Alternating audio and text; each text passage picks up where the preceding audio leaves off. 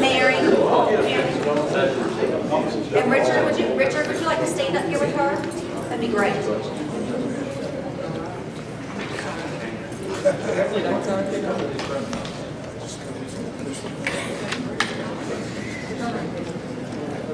Gentlemen, this way, forward.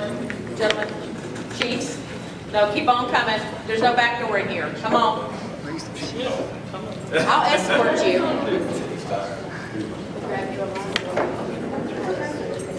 He's okay.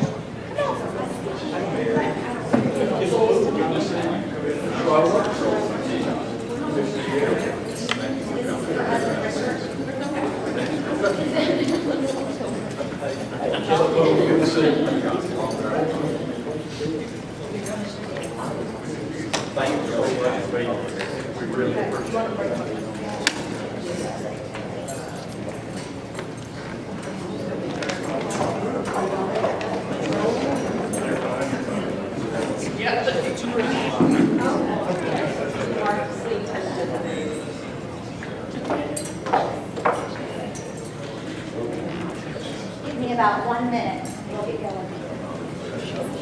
1 minute, guys.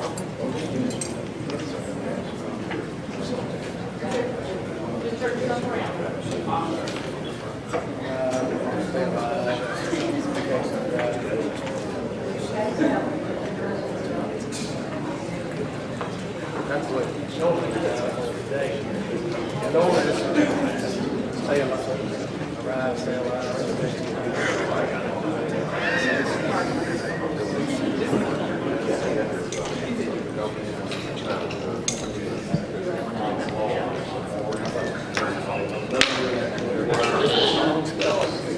There you go. No, that you created a whole lot of traffic. There were no fatalities, I got a lot of complaints.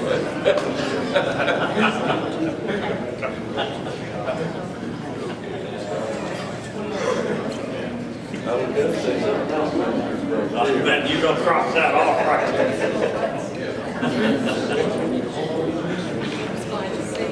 You should have heard the Commissioner of Revenue complain.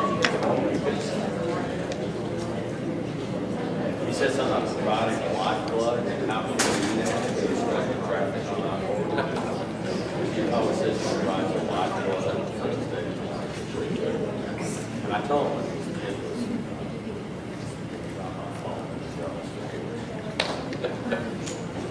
just in case. We want to welcome everyone to our annual 3D press conference. And when we say 3D, we're talking about drunk and drugged driving. And we always know that impaired driving fatalities don't just include alcohol, but they also include drugs and prescription drugs.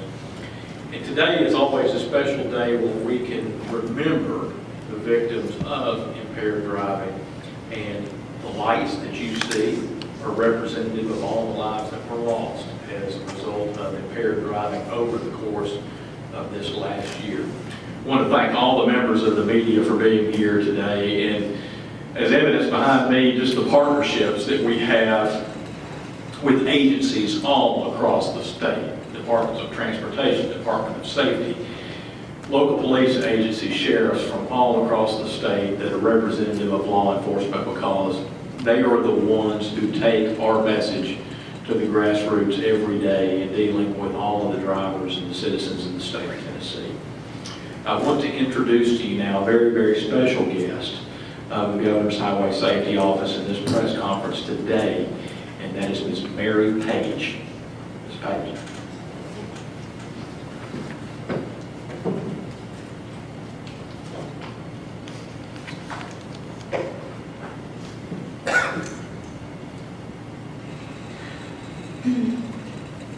I'd like to thank Director Poole and his office, especially Megan Buell, for giving me the opportunity to come here today to speak.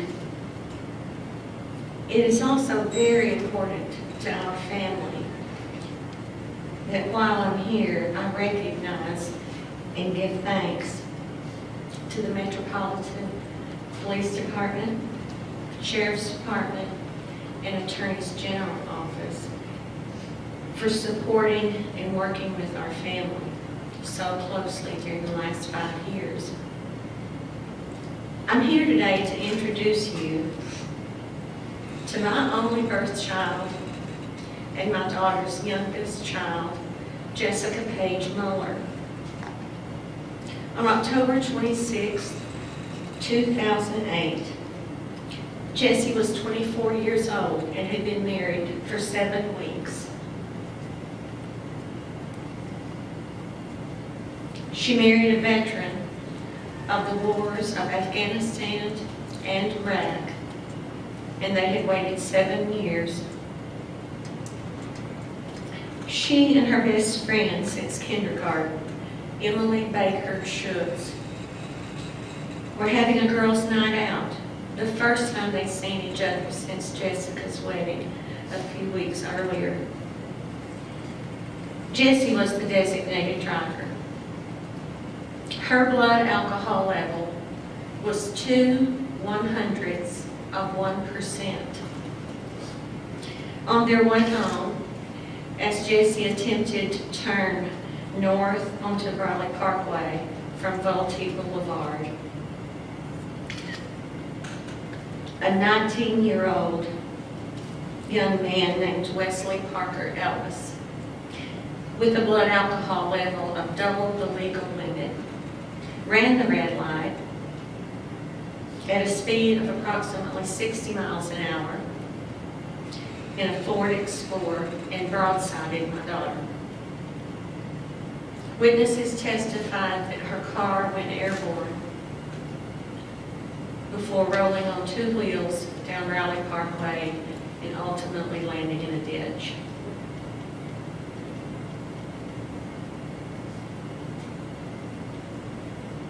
Jessie died at the scene in her best friend's lap. Thankfully, Emily was not seriously injured physically, but she will suffer the emotional damage of that night for the rest of her life. Thanks to the excellent investigation by Metro PD and the very creative sentencing of Judge Mark Fishburne, Mr. Ellis will be paying for the crime of killing my child until he's 32 years old. Is that justice? No, of course it's not justice. Were we satisfied? Of course we weren't satisfied. He killed our child.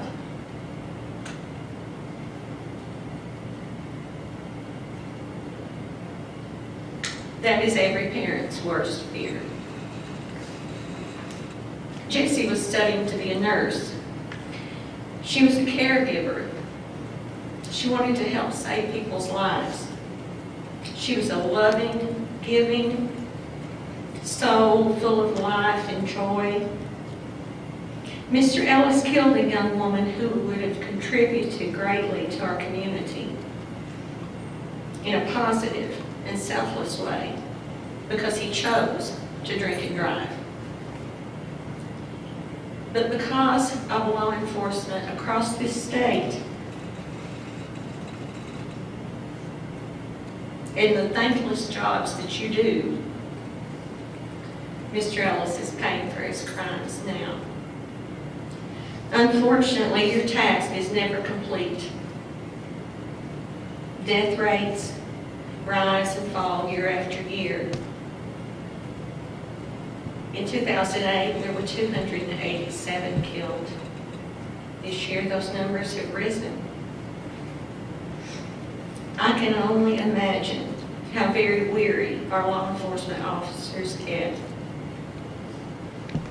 As a parent who saw up close and personal the work that you do, I can only tell you how very grateful your communities are for you. When you're out on the highways in the dark and the cold, and you have to use the jaws of life to get a beautiful young woman out of a crushed car. And you can't help but think that it could be your daughter, or your sister, or your young wife. Please, remember how important the job you are doing is to the people in this state. Please know that there are families like mine who support and appreciate the kindness and respect you extend to the victims and the families of impaired drivers. And please, never give up on freeing our highways of impaired drivers for the next beautiful young victim may be a member of your own family. Thank you.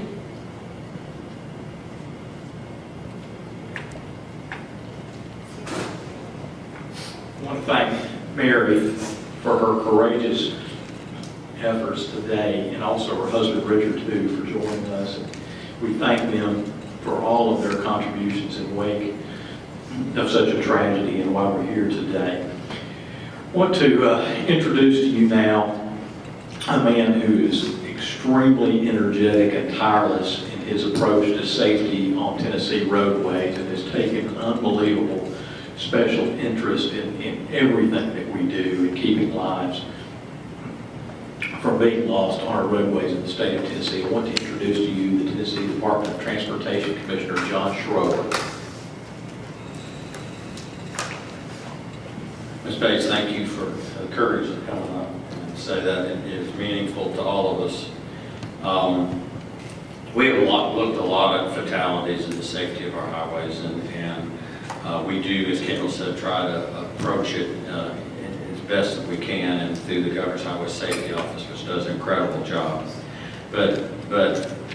And we were doing better this year, and I think that's a key to what we're trying to. We're trying to develop a system where we have zero fatalities, and I know that is difficult, but we cannot do that with impaired driving. And the numbers speak of themselves. In 2012, we had 306 fatalities that were based upon impaired driving, and in 2013, at this date, we're at 205. So we are 101 below last year.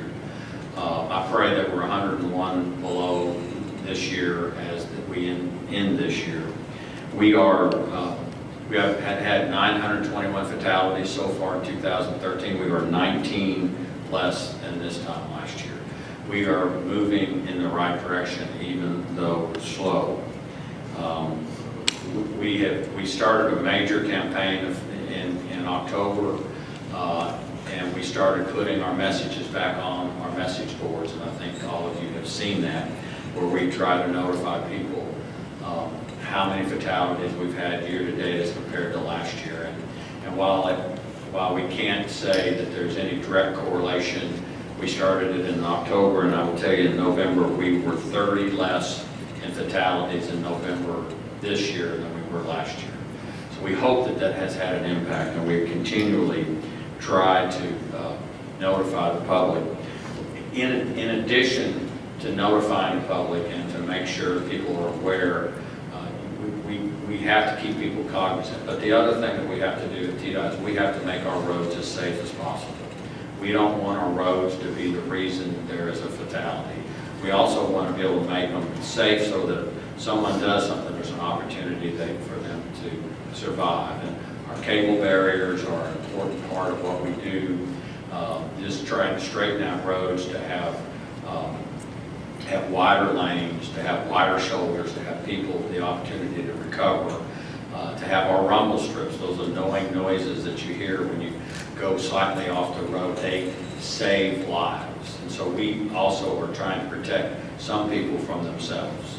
And it's one of our goals. But until we can get the behavioral part under control and have people buckle up and drive to the point where they are not impaired, and we also have to mention, while it's not part of this, but our distracted driving issue is a critical issue. we have to get people's behavior going. And I will say that I think all of these gentlemen behind me work tirelessly to do that, and ladies, excuse me. And that is our mission here today, to make people aware of what they're doing. And we appreciate all the effort. And again, Ms. Page, thank you for your ability to come here. I know it's difficult, and maybe your message today can save a life of another beautiful person. Thank you.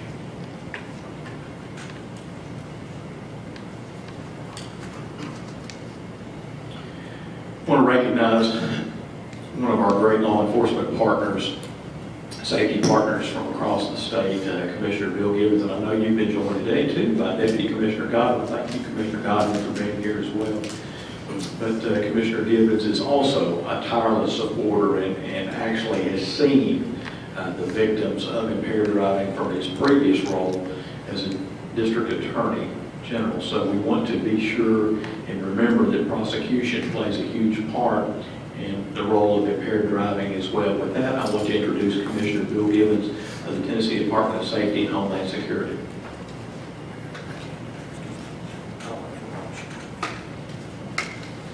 Well, thank you very much, Kendall, and Ms. Page, as well as Mr. Page. We especially appreciate your presence today. The number one priority of our state troopers is to reduce the number of traffic fatalities in our state. And our state troopers do that in various ways. First of all, at kind of the local level, county level, we have things like checkpoints. But we also have a number of statewide initiatives designed to do that. And I want to mention two very quickly. First of all, during the Thanksgiving holidays, Colonel Trott, from whom you're going to hear in a few minutes, came up with what I thought was an excellent idea, and that was to make sure that during a 12-hour period on the Wednesday before Thanksgiving and a 12-hour period on the Sunday after Thanksgiving, that we would have state troopers every 20 miles on I-40 from the North Carolina border to the Mississippi River Ridge. Colonel Trott went an extra step though, and he persuaded every state through which I-40 travels to also participate in that. So during those two 12-hour periods, during the Thanksgiving holidays, from North Carolina to California, we had state troopers every 20 miles on I-40. During those two periods, not a single person lost his or her life on I-40. So it served its purpose. It served as a deterrent to bad driving behaviors. And that was the whole point of it. Another example is our so-called no refusal policy. We will be implementing this policy during the upcoming holiday season. And basically under that policy, we will choose particular counties in Tennessee, and we have not decided which counties yet, under which we will implement this policy. Under the policy, if someone is stopped and we have reasonable suspicion that that individual is driving under the influence, if that individual refuses to take a breathalyzer test, we will seek a search warrant to draw blood from that individual. That will be an across-the-board policy. Now, obviously, it will be up to each individual judge as to whether or not to grant the warrant, but we are going to seek a warrant in every single case in those counties.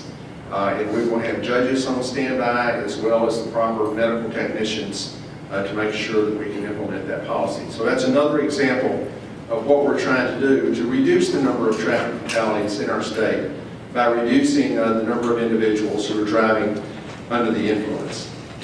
So far this year, or through the end of November, state troopers across the state made 5,911 DUI arrests, 5,911 through the end of November.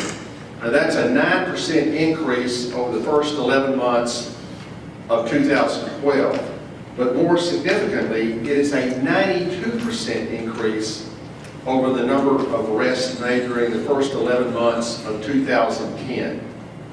So you can see we're being very proactive and encouraging our state troopers through data-driven deployment of where they are and what time they're there to make sure that we're doing the best job we can to make sure that we do not have individuals on our roads driving under the influence influence and holding them accountable when they are.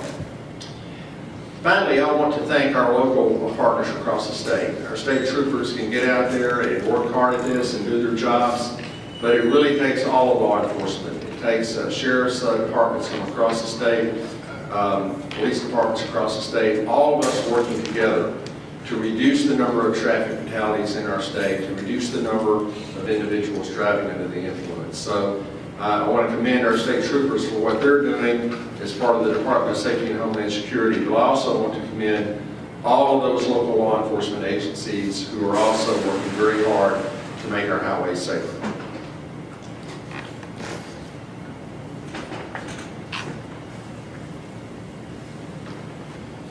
Thank you so much, Commissioner.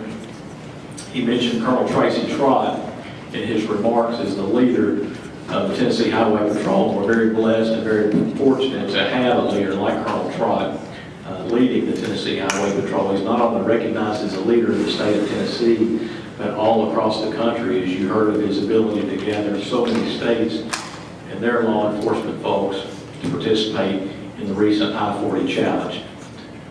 Colonel Tracy Trott, Tennessee Highway Patrol. Thank you, Kendall. I'm going to be very honest with you.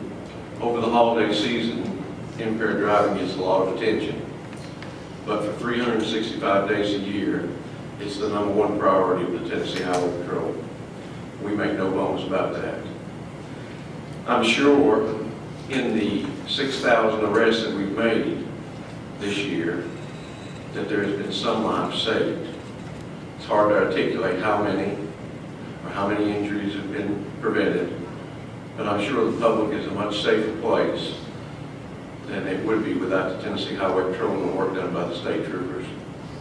Throughout the holiday season, the THP will be conducting DUI and safety belt checkpoints, saturation patrols, no refusal operations, and we'll utilize federal overtime, some of it funneled through the Governor's Highway Safety Office, to put extra troopers on the road and maximize our force. I really want to thank my partners, the Sheriff's Association and the Chiefs Association, for their help in public safety. We could not be successful without their help. Your safety this holiday season will likely depend on the choices that you make as a driving public. Don't drink and drive, #1. Always wear your seatbelt. That's the most important thing and the best thing you can do to protect yourself.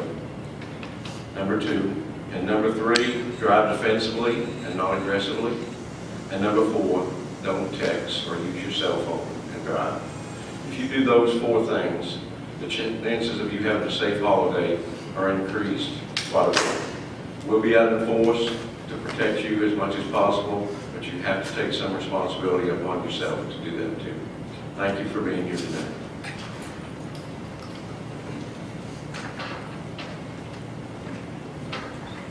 Thank you so much for your remarks and your leadership, Colonel Trott. You've heard different components of what changing driver behavior does. It's education, and you've heard from Mary Payton this morning. It's enforcement. When we start talking about the enforcement of the laws from Commissioner Gibbons and Colonel Trott, but a huge part of that enforcement is our local law enforcement officers across the state. I can't say enough about our partnership with the Tennessee Association of Chiefs of Police, and Maggie does a tremendous job in leading the TACP. The current president of the Tennessee Association of Chiefs of Police is with us today and wants to share some remarks with you. I want to welcome Chief David Moore.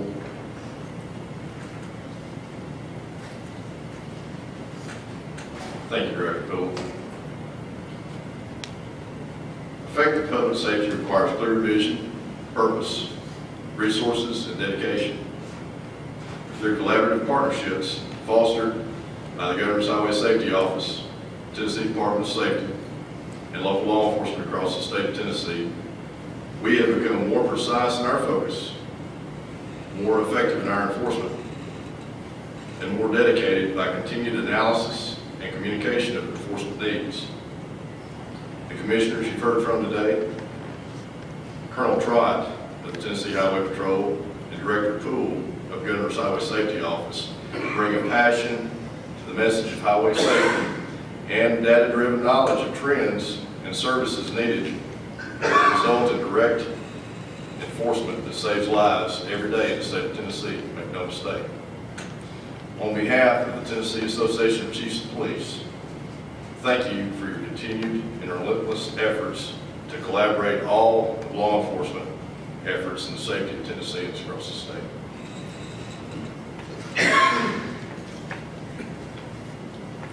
Thank you, Chief Board. Yet another crucial partner to us in our efforts all across the state is with the Tennessee Sheriff's Association. And sheriffs and their deputies have many more things on their plate than just traffic safety many times, but a focus on traffic safety means effective management of crime in their particular counties. I want to introduce to you, representing the Tennessee Sheriff's Association, Sheriff Chris Mathis from Carter County.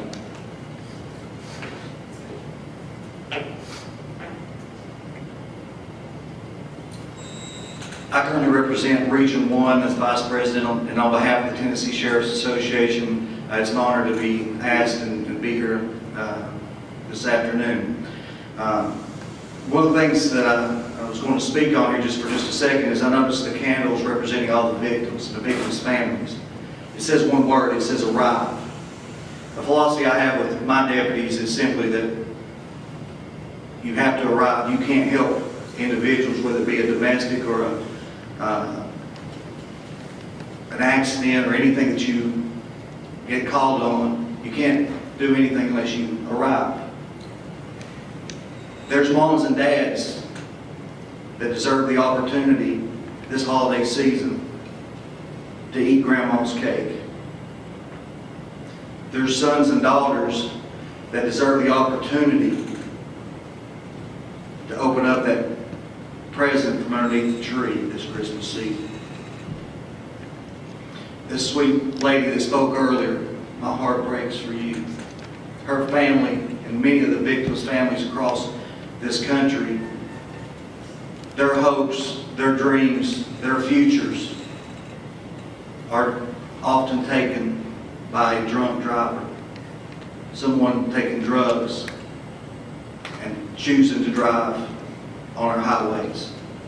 On behalf of the Tennessee Sheriff's Association, 95 counties across the state of Tennessee, our great partners with the Chiefs Association across the state of Tennessee, you have our word, you have our commitment. And with the governor's initiative, folks like Colonel Trott, I have to brag on Colonel Trott, he's the Carter County Board. Very proud of him. And you see initiatives that go across just our state, but across our country, that are saving lives. We are all committed as law enforcement partners and friends to do something about drunk drivers. And again, with these candles, it says arrive. And that's our goal that over the holiday season and for the next upcoming year, is that people across this country will reduce those drunk drivers. And just, again, with our partnerships, on behalf of the Tennessee Sheriff's Association, we hope that everyone will just do that. Use common sense, do what Colonel Trott says, increase those odds, and do that. Arrive. Thank you.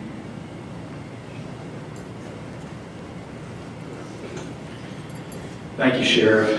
And to conclude our guest today, I want to introduce somebody representing the Mothers Against Drunk Driving.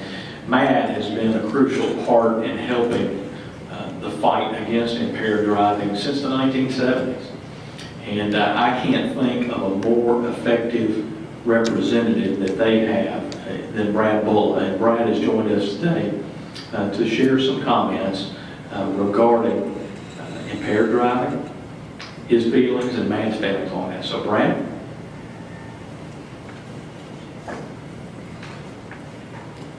Thank you, Kendall, Megan, Governor Highway Safety Office. Thank you, law enforcement. You've been a tremendous encouragement to me over the years, and I especially want to thank Mary. I am so sorry for your loss. This candle represents my son, Jedediah David Bulla, who was killed August 3rd, 2005 by a drunk driver. I do a lot of speaking, and people ask, why do you speak? This must be so difficult for you. It takes courage. I appreciate your courage. And on a very basic level, I tell them it gives me an opportunity to say my son's name.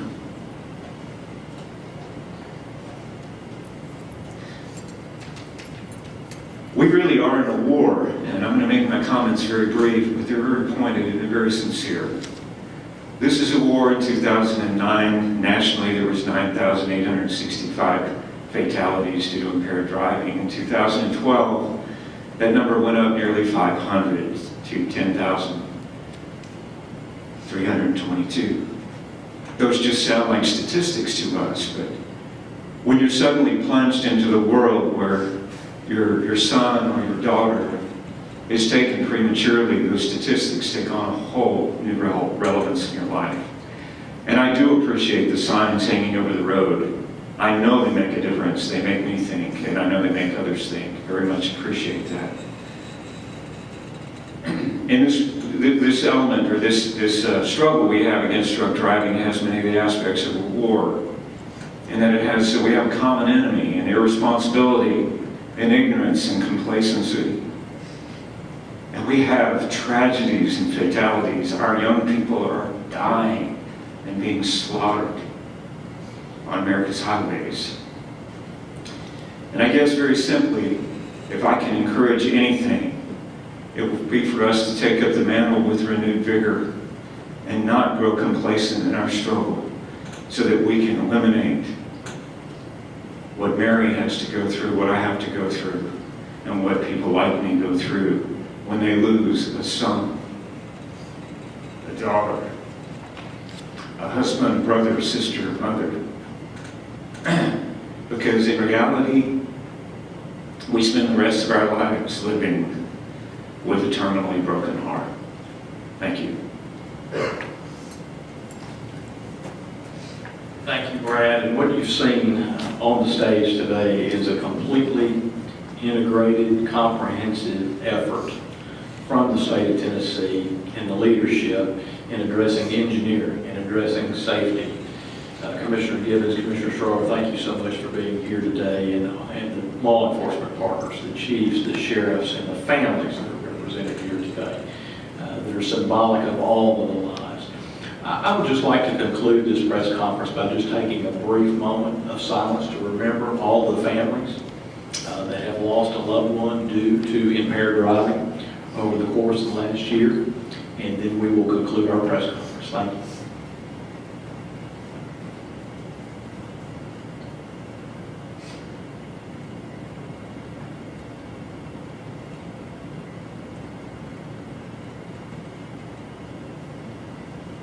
Thank you to the members of the media today for being here today. That means it's very important to us that you're here, so we greatly appreciate that. Thank you, everybody. Have a safe and happy holiday season.